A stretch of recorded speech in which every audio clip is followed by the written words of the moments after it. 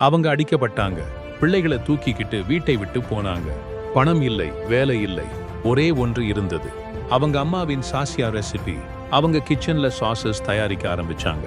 அன்றது காலை 4 மணிக்கு எழுந்து 3 பாட்டில்கள் விற்கக்கூடியதற்காக கிலோமீட்டர்கள் நடந்தார்.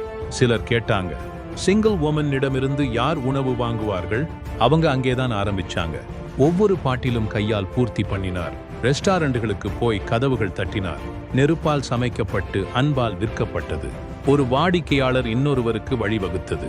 ஒரு கடை ஒரு ஷாப்பாக மாறியது. அந்த கடை ஒரு பிராண்டாக மாறியது. இப்போ அவங்க சாசஸ் 30க்கும் மேற்பட்ட நாடுகளில் விற்கப்படுது. அவங்க சாப்பாடு மட்டும் இல்ல, மரியாதையை விற்றாங்க.